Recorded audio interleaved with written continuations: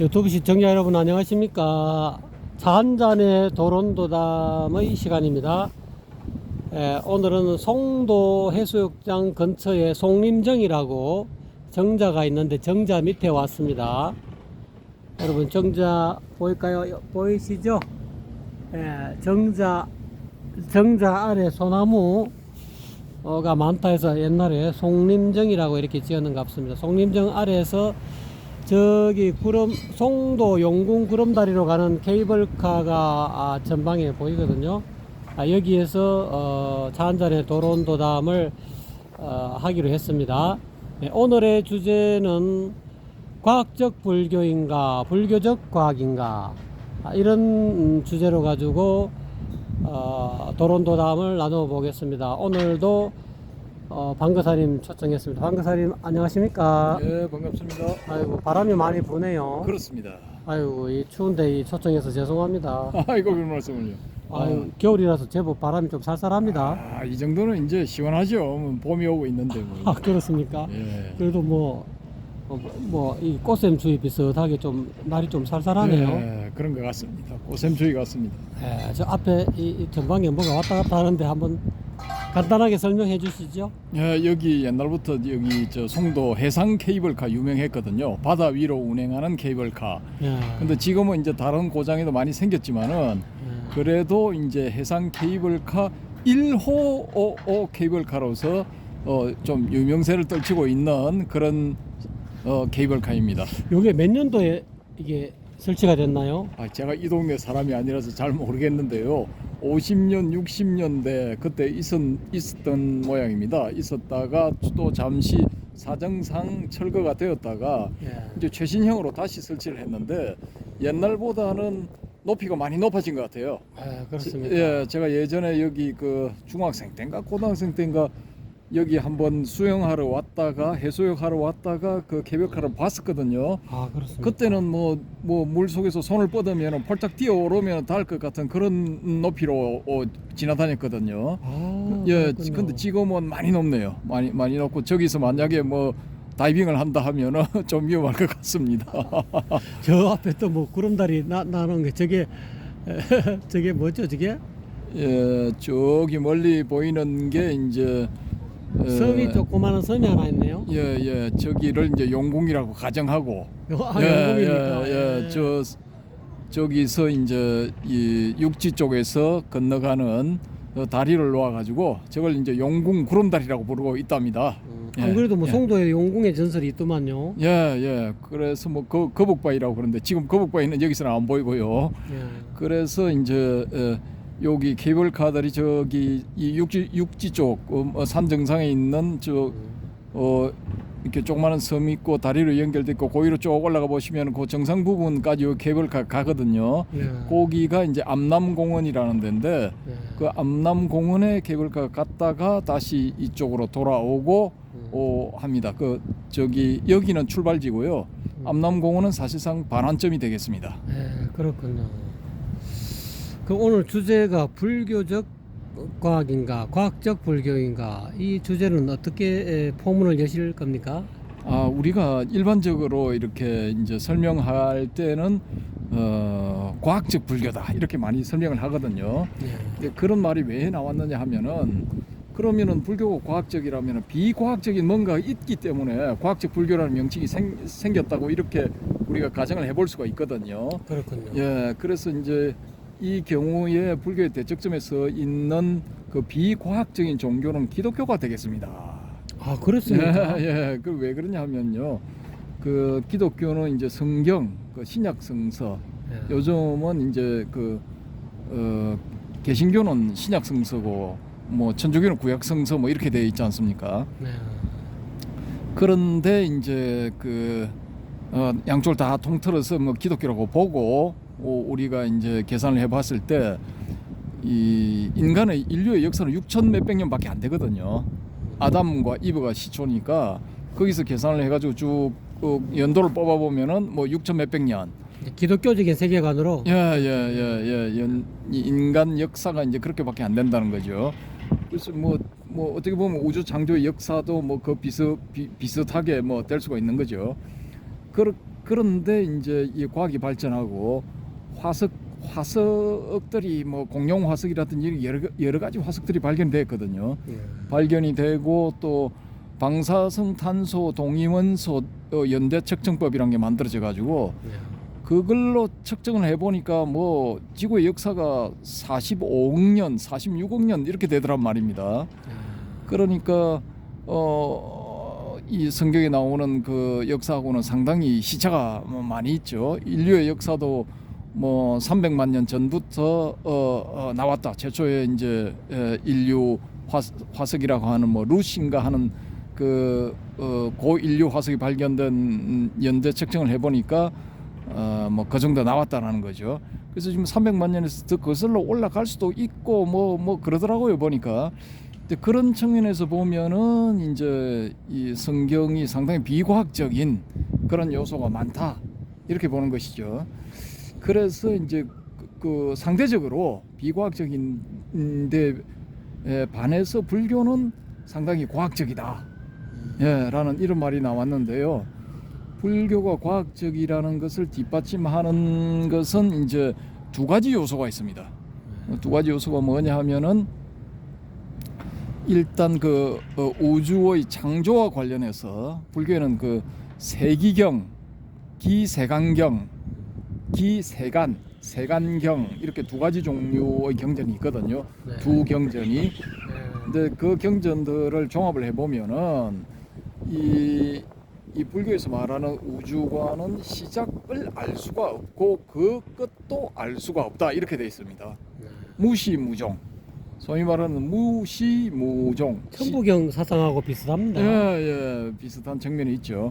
그래서 이 시작도 알 수 없고 끝도 알 수 없다. 근데 우리 인류의 역사가 뭐 200만 년, 300만 년 해도 이 우주의 역사를 계산해 보니까 지금 현재 137억 년인가 138억 년인가 뭐 그렇게 이야기를 하고 있거든요. 그러면은 뭐 이 인류 역사에 비하면 우주의 역사는 그냥 아주 그 시원을 알 수 없는 시작을 알 수 없는 아득한 옛날인 거죠. 그러니까 거의 이제 시작을 알 수 없다. 여기에 가깝고 끝도 이제 끝은 이제 우리가 어떻게 될지 알 수 없고 하니까 이제 무종일지 유종일지 그건 이제 두고 봐야 되는 거죠. 그럼 요 측면에서 일단 반만 맞다고 보자고요. 반만 맞다고 보고 그 다음에 또 한 가지 측면은 뭐냐 하면은 아주 작은 세계, 이 작은 세계의 분야. 그러니까 우리가 이 우주는 망원경으로 전체 망원경 이런 망원경으로 우주를 관측하지 않습니까? 뭐 허벌 우주 망원경 뭐 이런 경우가 대표적인 케이스를 할 수 있고요. 이번에 또 뭐 새로 우주 망원경이 2년 전인가 3년 전에 하나 올라갔죠. 올라갔는데 뭐 아주 그 정밀도가 허벌 우주 망원경보다 뭐 훨씬 높답니다. 그래서 지금 고해상도의 사진을 막 보내오고 있는 뭐 그런 상황인데 그런 그 천문학적인 세계, 거시 세계, 매크로 세계에 반대되는 개념으로서 마이크로 세계, 미시 세계가 또 있거든요. 거시 세계에 반대되는 미시 세계. 그 세계는 뭐냐면은 분자 이하의 세계, 원자의 세계, 혹은 아원자의 세계, 혹은 소립자의 세계. 아주 우리 눈에 보이지 않는 아주 작은 세계. 뭐 쿼크 입자라든지. 예. 지금은 이제 쿼크 입자까지 되어 있고 뭐 아주 복잡하더라고요. 거기도 뭐 쿼크 입자가 있느냐면 쿼크 입자 6개, 탑 쿼크, 다운 쿼크, 뭐 바텀 쿼크, 업 쿼크, 스트레인지 쿼크, 또 뭐 참 쿼크 해가지고 6가지 종류의 쿼크가 있고 그걸 연결해주는 글론이라는 입자 비스무리한 뭐 물질이 있고 또 힉스 입자가 있고 뭐 거기에다가 지금 중간장한가 중간자해서 뭐 수십 종의 소립자가 발견되고 하여튼 뭐 여러 수십 종류의 그 소립자들이 우리 이 세계의 기본 원자들이다 혹은 기본 원소들이다 해서 지금 알려지고 있는 실정이거든요. 그래서 지금 관측 장비가 계속 발전하고 있기 때문에 이게 뭐 어느 정도 어디까지 지금 발견될지 지금 예측을 할 수 없는 그런 상황이거든요. 그런데 이제 이런 미시세계에 관해서는 법학 저 화엄경에서 잘 나와 있습니다. 화엄경에서 잘 나와 있는데 그 소위 말하는 이제 235에 435에 뭐 이런 측면에서 우리가 접근을 해볼 수가 있고요. 또 화엄 사상을 잘 요약해 놓은 그 이 화엄 일성 법궤도가 있죠. 예, 우리 그 신라 시대의 의상대사님 의상대사님이 만드신 화엄 일성 법궤도 아주 자랑스러운 보배 같은 그런 문헌입니다. 그런 글인데요. 그 화엄 일성 법궤도 안에 보면은 이런 설명이 나오지 않습니까? 진성심심 극미묘 불소자성 수현상. 그다음에 이제 일중일체 다적일. 일중일체 다적일. 기억 안 나십니까? 일미진중 함시방. 예, 그런 것이죠. 구례부동 예. 영이물 뭐 이런 거. 예.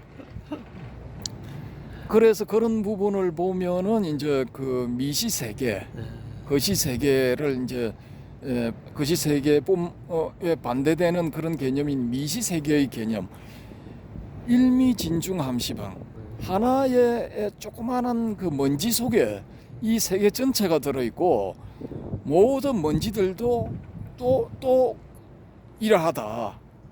일체 진중 여겨시. 일체의 모든 먼지 속에도 이 세상이 다 들어있다. 라는 이런 그 말도 안 되는 이야기들을 하고 있죠. 거기 보면은 화엄 사상은 뭐 상입의 뭐 세계라고 예. 해서 좀 굉장히 좀 이렇게 좀 난해하다 할까요? 예. 그래서 그 아득히 무한한 시간도 한 생각 속에 들어 있고, 예, 일념적시 무량겁. 그렇죠. 예, 한 생각이 또 그건 역시 무량겁일 수가 있다라는 거죠. 그러니까 공간적으로 아주 작은 세계가 아주 큰 세계와 같고, 시간적으로 찰나의 순간이 영겁의 세월과 같다. 뭐 이런 주장이죠. 그러니까 이게 얼마나 스케일이 큽니까? 스케일이 크죠. 지금 과학을 넘어선 과학입니까? 예. 지금 과학으로도 이것은 이제 증명이 불가능한 그런 주장이죠. 그래서 이걸 불가사의한 세계입니까? 야, 이게 뭐 블러핑이 너무 심하다. 이건 뭐 울트라 맥시멈 뻥이다. 예, 이렇게 말씀하셔도 뭐 할 말이 없을 정도입니다. 그런데 어찌됐건 간에 그 화엄 사상에는 그런 이 현대과학과 비슷한 현대과학이 가는 방향과 비슷한 그런 입장을 취하는 그런 사상들이 많이 있습니다. 결국은 이제 과학적 불교 예. 타당성을 많이 갖나요? 예, 그 인드라망의 비유 같은 것도 보면은 이 범천이 가지고 있는 그 범천의 보물 중에 하나인 인드라망 그 거물 코마다 구슬이 하나 걸려 있는데 그 구슬에서 나오는 빛들이 한 구슬에서 나오는 빛이 나머지 모든 구슬에서 나오는 빛을 관통한다 이거죠. 다 그 구슬들에도 비치고 모든 구슬에서 나오는 빛들이 다른 모든 구슬에 또 비치면서 상호 빛들이 이 서로 비춤이 관통된다 이런 의미거든요. 그게 이제 상적 상입의 관계다 이 말이죠. 예. 근데 그게 이제 뭐 저기 저 뭡니까? 초기 불교의 연기설에서 이야기하고 있는 차기고피기 이것이 있기 때문에 저것이 있고 참일고피멸 이것이 멸하기 때문에 저것이 멸한다. 이건 딱 두 가지에만 성립되는 경우지 않습니까? 두 요소에만. 근데 이건 헤아릴 수 없는 그런 수많은 요소들이 각각 나머지 자신을 제외한 나머지 각각의 수많은 요소들에 영향을 준다라는 것이거든요. 그래서 어떻게 보면 중중무진 연기. 예. 그래서 이제 중중무진 연기라는 말이 성립이 되죠. 그러니까 간단한 초기 불교의 기본적인 그 연기와 비교를 해봤을 때 이건 중중무진한 연기다라는 거죠. 서로 겹치는 게 끝이 없다라는 겁니다. 다음이 없을 정도 무진한 그런 연기다라는 거죠. 그러니까 지금 과학이 나가는 방향이 그렇거든요. 이 소립자라든지 아니면은 어떤 광자, 우리 빛 알갱이 있지 않습니까? 빛 알갱이의 소립자 중에 하나를 딱 이렇게 충돌을 시켜 보니까 이게 변화가 무쌍하더라라는 거죠. 엄청나게 많은 변화가 일어나더라라는 거죠. 그래서 여러 가지 입자들로 또 분산이 되는가 하면은 그 입자들에 대해서 그렇게 많은 우리가 이 정도만 해도 머리가 아프다 할 정도의 많은 입자들의 반입자가 또 발견이 된 겁니다. 반입자. 예. 우리가 이제 광양자라고 요즘은 부르죠. 그냥 단순하게 광자를 하지 않고 광양자라고 부르는데 그 광양자의 이 광양자를 우리가 접하는 광양자를 양의 성질을 가진 것이라고 보면은 음의 성질을 가진 반입자가 또 있더라 이거죠. 반광양자. 그래서 전체적으로 입자가 있으면은 반입자들이 있다라는 거죠. 우리가 원자는 원자핵과 전자로 되어 있지 않습니까? 전자는 마이너스 성질을 띈다. 그 원자핵은 플러스 성질을 띈다. 그 플러스 성질을 띠는 게 이제 양성자 때문이다. 근데 양성자 옆에는 중성자가 붙어 있더라. 뭐 이렇게 이 정도 해서 여기서 또 뭐 쿼크까지 복잡하게 전개가 되거든요. 그런데 문제는 뭐냐 하면은 이 양성자 플러스 전하를 띠는 양성자 플러스의 성질을 가지는 양성자에 비해서 마이너스의 성질을 가지는 음성자가 있더라는 거죠. 말하자면은 예? 그다음에 전자가 있으면은 반전자가 있더라는 겁니다. 반전자. 예? 그 반전자, 반양성자, 소위 말하는 이 반입자들이 무수히 많이 발견이 됐다라는 겁니다. 그렇게 이제 이 검출이 되었다라는 거죠. 측정 장치에서. 그래서 이건 뭐 어디까지 이게 전개가 될지 예측 불가능한 정도의 상황이 지금 원자 세계에는 벌어지고 있거든요. 원자 이하의 세계에서는. 그러면은 이게 그 아까 말한 이 화엄 사상, 특히 화엄 일성 법궤도에서 우리 의상 대사님이 요약을 해놓으신 그 아까 그 일미진중 함시방, 일체진중 여여시, 예, 이 일념적시 무량거, 무량적시 일념겁, 뭐 이거 딱 맞아 떨어지는 거예요. 이런 사상들하고 궤를 같이 하는 거란 말입니다. 이렇게 보면은 불교는 2,500년 전에 생겨가지고 쭉 발전해 나오다가 의상 대사님이 그 화엄 일성 법궤도를 만든 적이 650년, 660년 그렇거든요. 지금부터 한 1350년 전, 60년 전 그렇단 말입니다. 그러면은 지금 이제 서양에서 발생된 소위 과학, 사이언스라는 것은 길게 잡아야 500년이거든요. 그 역사가. 전체 물리학을 잡아도 코페르니쿠스라는 사람이 나와서 활약한 게 1500년 전으로 말입니다. 지금부터 500년 전. 그 뒤에 갈릴레오 갈릴레이가 나와가지고 활약을 하고 그 사람은 1600년 전으로 활약을 했거든요. 그 뒤에 뭐 티코 브라헤 그 다음에 케플러 뭐 이런 사람들이 와가지고 천문학적을 쭉 정리를 했죠. 이 갈릴레오 갈릴레이라는 사람이 1642년에 사망을 했는데 1642년 1월 달에 사망을 했는데 1642년 12월 25일 크리스마스 날 그 유명한 아이작 뉴턴이 탄생을 합니다. 이 사람이 탄생하고 85년 동안 살면서 어마무시한 물리학의 발전을 이룩했거든요. 이 한 사람 때문에. 뭐 일반 상대성 이론, 특수 상대성 이론. 그건 이제 아인슈타인이죠. 아인슈타인이 이제 1900년대 초반, 지금부터 한 100년 전에 이제 만들었고요. 아이작 뉴턴은 그 훨씬 뉴턴이구나. 전 사람이죠. 그래서 이제 뭐 소위 말하는 관성의 법칙, 뭐 작용과 반작용의 법칙, 가속도의 법칙, 또 이거 미분과 적분, 기타 등등 뭐 여러 가지 이 수학적인 업적도 있고 광학적인 업적도, 빛에 관한 것. 빛이 우리 눈에는 그냥 하얀색으로 보이는데 사실은 그게 아니다. 그래서 프리즘을 통해서 7가지 색으로 소위 말하는 무지개 색으로 나타나는 것을 이분이 증명을 했거든요. 프리즘이라는 그 광물질을 딱 비춰가지고요. 그래서 이제 그 이후로 급속도의 발전을 해왔는데 한 500년의 길게 잡아서 500년의 역사라고 봐도 불교에는 상대가 안 되는 겁니다. 예, 의상조사가 화엄일성 법궤도를 쓴 건 그보다도 1000년이나 더 전의 이야기단 말입니다. 1500년 전 이야기거든요. 1500년, 1600년, 1450년 전 뭐 그 정도 해도 한 900년, 950년 뭐 이 정도 앞선 거죠. 그래서 이걸 감안을 하면은 이 과학적 불교라는 말은 좀 어폐가 있다라는 겁니다. 불교가 과학에 가까이 간 게 아니고 예. 과학이 불교 쪽으로 가까이 오고 있다라는 겁니다. 그럼 불교적 과학이 맞습니까? 그렇죠. 그러면은 과학적 불교가 아니라 불교적 과학이 돼야 되는 거지. 무슨 과학적 불교라는 말을 자꾸 쓰느냐라는 게 이제 제가 이 불만이거든요. 그게 새로운 용어를 만들어내자라는 겁니다. 듣고 보니까 예. 불교적 과학이 더 타당성이 있네요. 예, 예. 그래서 불교적 과학이라고 제가 뭐 10여 년 전부터 그걸 이야기를 하니까 사람들이 거부 반응을 내면서 뭐 이상하게 쳐다보더라고요. 아니 그 불교 신자도 그래요. 불교 신자도 그 불교 신자 중에 뭐 공부를 많이 했다는 사람도 뭐 이런 뭐 웃기는 인간이 있나 이런 식으로 쳐다보던데 제가 봤을 때는 그 사람이 조금 모자란 사람이지 않을까. 항상 이 시대를 앞서가야 되는데 선도를 해 나가야 되는데.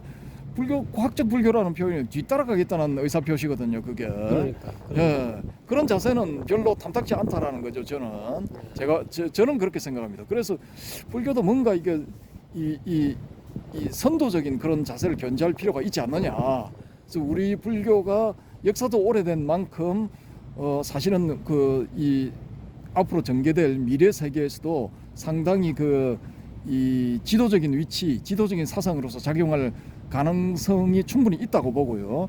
그런 가능성을 담아서 불교적 과학이라는 용어를 한번 만들어내보자라는 거죠.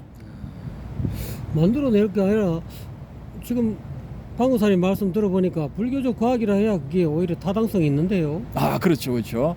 그래서 이렇게 이제 총명한 분은 얼른 좀 말귀를 알아듣는 거죠. 총명하지 않습니다.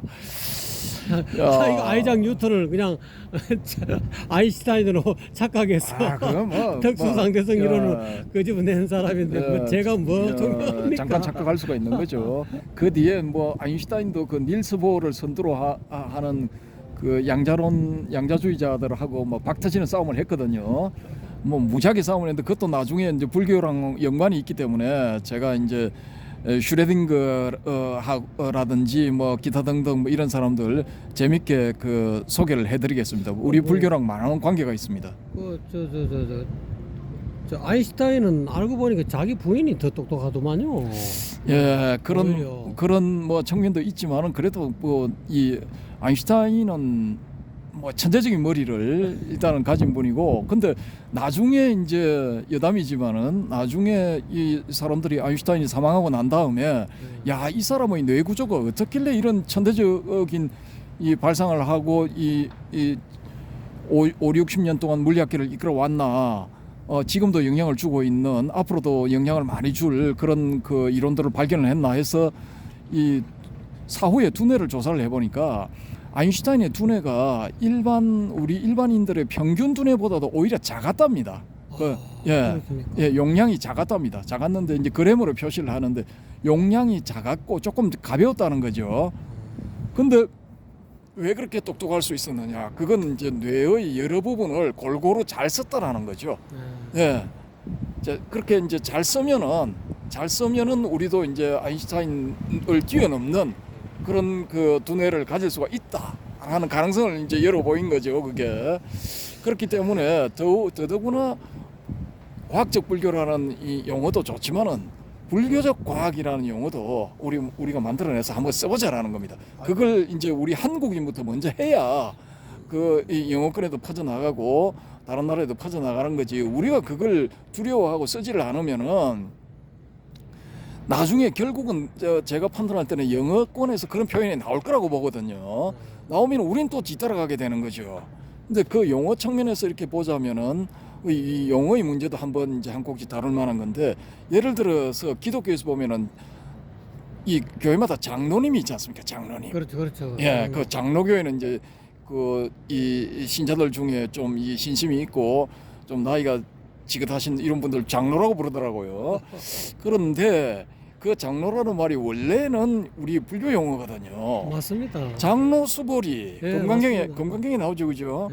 근데 그 예전에는 다 그러면은 이 뭡니까 뭐 2000년 전 500년 전 뭐 그럴 때는 다 장로 아무개 아란들은 다 그렇게 불렀을 거란 말입니다. 그렇죠. 근데 그렇게 쭉 불러 내려오다가 이게 뭐 한 5, 60년 전에 한국에서 그냥 용어를 뺏겨버린 거예요. 그렇군요. 예. 그래서 아주 뭐 지금 사람들은 아이고 저거 기독교 용어다 이렇게 생각하고 그냥 안 쓰거든요.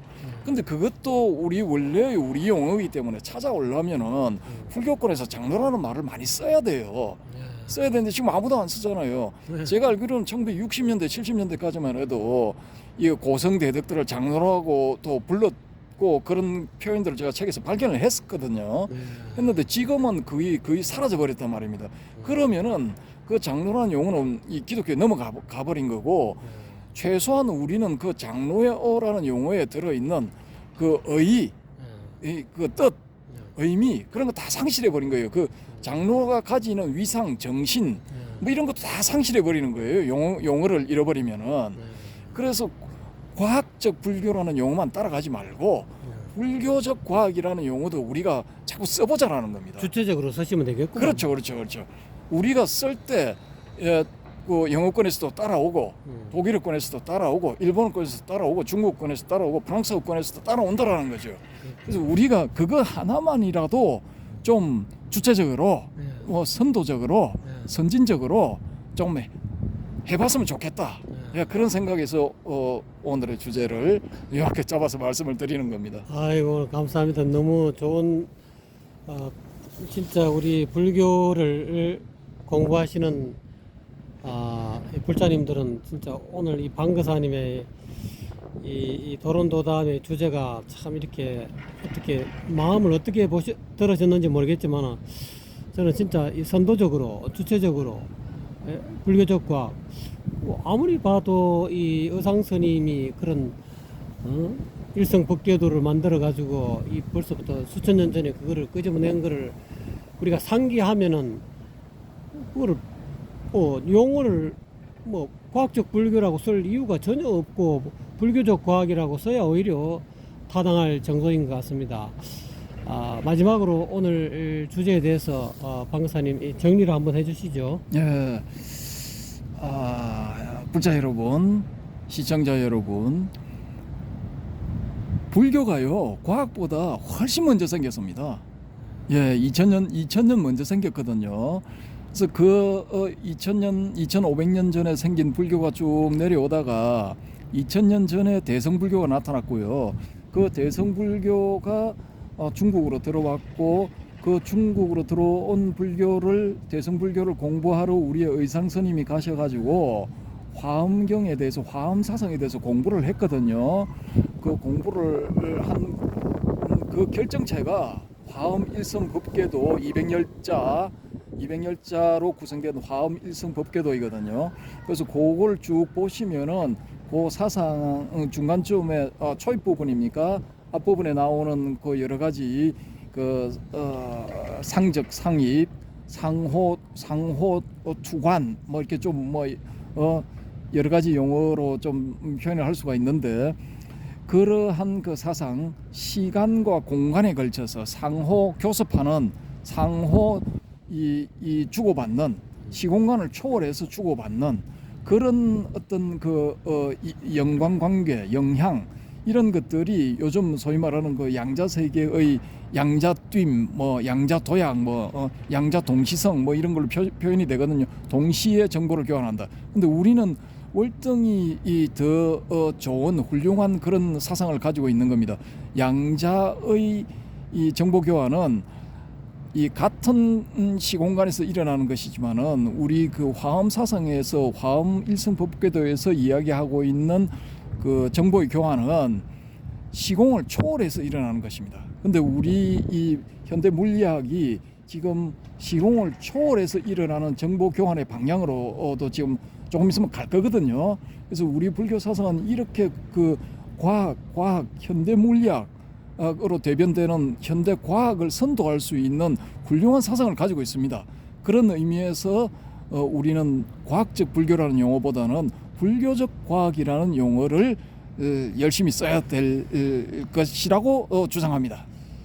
오늘 방교사님 너무 감사합니다. 시청자 여러분 지금 거의 30분 동안 들으시느라고 애쓰셨습니다. 너무 감사드립니다.